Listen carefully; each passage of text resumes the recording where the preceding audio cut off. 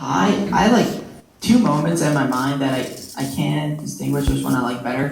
One was the Penn Relays moment this year because that was so cool. Like be going to Penn and hosting the Penn Relays has like a lot of perks. There's a lot of hype around Penn track, even though like we have our highs and lows as a team. Like sometimes we're not good, sometimes like we're good, and but we haven't been good in a while. Like we haven't won a wheel in like 50 years. So winning that, there was just so much hype around it, and it just felt like the whole stadium was like pulling for us, which they like kind of are besides like the Villanova section and all those other places.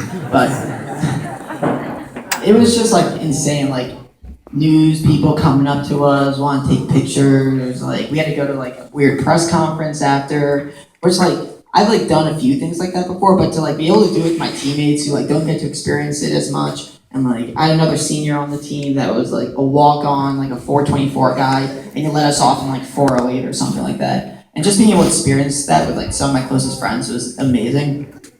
And then this year, so Penn cross country made it to NCAAs, which was huge for us. When I got to Penn, we were eighth in the Ivy League, which is last, right before I got there, and to make NCAAs this year, it was just like a culmination of like how far we've come as a team and like what I've been able to do and like our coaches and everything. So both those moments were really similar because it kind of showed like how far our program came in 4 years and like what I was like able to help our guys accomplish, and just like seeing things turn out how you expected or like how you dream it would be is like really fulfilling. And just like both those moments were just like unreal, like celebrating with my teammates and stuff like that. It was awesome. You're not getting away without the low moment. I forgot the low. I thought Kyle was gonna do his high and then I come back low. So last year, my junior year, I was going to NCAAs outdoors. Yeah, it was outdoors, and I was running like real well. I was so on my game. I won like 2 Ivy League titles, and I'd run like 13:33 in the 5K, and I was going to NCAAs, and I was like, I can be top 5. I'm gonna win this thing. I'm gonna upset Cheswick. I'm feeling so good right now.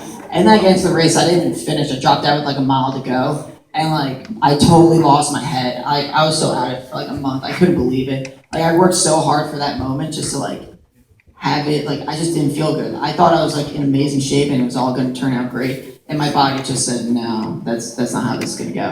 Which was, oh man, it was more than I could handle. I had some other stuff going on with like my family and back at school that weren't great either. So like everything at once, like it was a bad place. And you know, when those things happen, you kind of just have to think, well, I don't know, these things happen and you gotta just move on. And like, what can you do next time so you don't burn out and you don't blow up in the biggest meet of the year? And it's just something that like, it took me a while to get over and figure out. But once like I took some downtime from the sport and started training for cross and started getting my head back into like wanting to make our cross country team good, and like, that was like helped me a lot. When you have something, when something doesn't work out, a goal, and you don't know what to do, just pick another goal and just shoot for it. Because it's like if you work hard enough, you're bound. Something's gonna go right, and it's bound to work out. And I got lucky enough where like I had a really good senior season, coming off of a really bad place at the end of my junior year.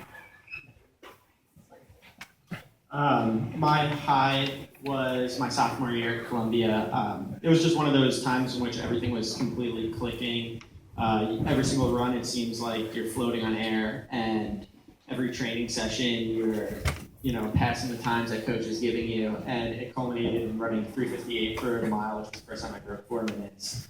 And I just like crossed the finish line, and it was at the Armory, which can be quite an exciting place, and I had tons of friends and family and teammates who were all there, and it was the last race to meet, and so like I was immediately swarmed by all of them, and I was the first Ivy League guy to break 4, and as Tommy and I keep saying, like Ivy League is kind of we look at ourselves and challenge ourselves a lot. It's kind of a unique conference in that way in which we're very insular, but for me that was a big goal of mine that year, and just to feel so good for months leading in and doing that was a really big deal of mine, and a goal that was for my entire running career.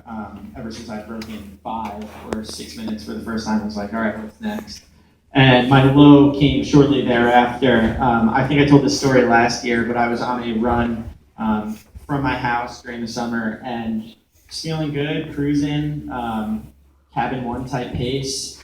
And I ended up stepping on a piece of glass that pierced my shoe, and tore a tendon in my foot. Oh. And I won't do I kind of like described it as like a Saving Private Ryan type moment last year. But I didn't think it was that big of a deal, and 7 months later, I still wasn't running, and I missed my whole junior year of eligibility. And coming off of such a high of my entire sophomore year, in which PRs just kept coming, I was making NCAAs, and really felt like I was jumping to that next level that I've been waiting for so long.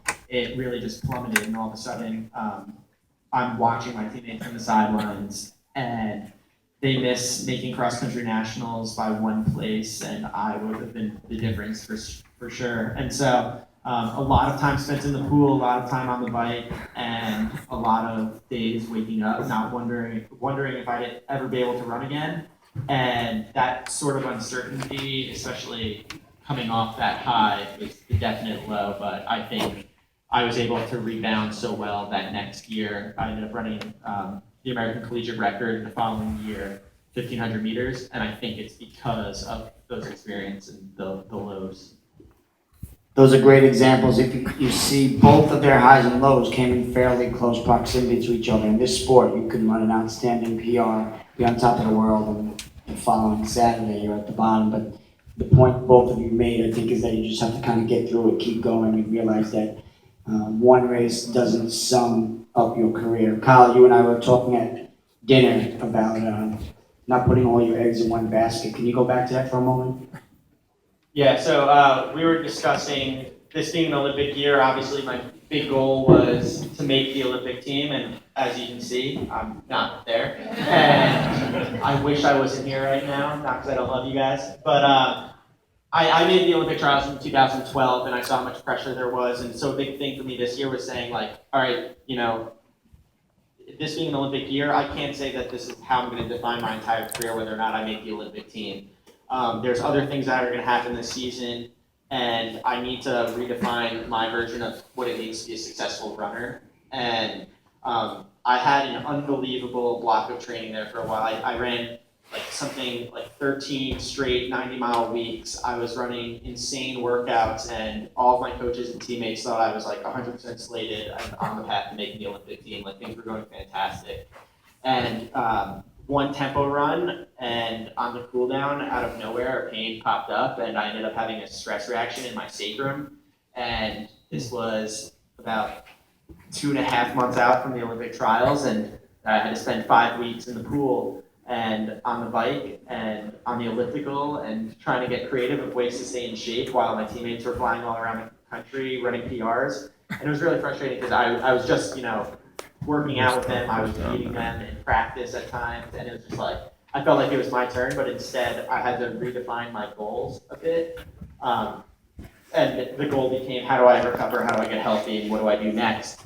And I ended up I ran for about 5-6 weeks leading into the Olympic trials, and I ended up making the final, and I came in 9th place, which, standing on the line that day, I said, all right, top 3, let's make the team. But immediately after the race, it was I had to once again redefine my goals and say, this wasn't my perfect storybook ending that I had planned for, but I have to take a new perspective and see all the positive and the way that I was kind of able to recover from a difficult situation and become a little bit more optimistic about what the future holds, and rather than harping on it, rather than being bitter and refusing to watch the Olympics.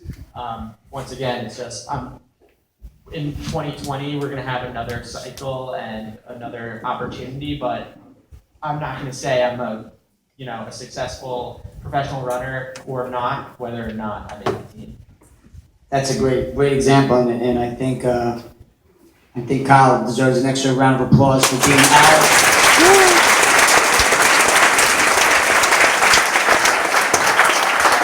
Going from not running 5 weeks before the trials to getting himself into the final and just staying positive, and then bouncing back a week later and going out and running a PR down south. So that's fantastic. Next for Kyle and Tommy on the running circuit, what do you still want to do as a runner?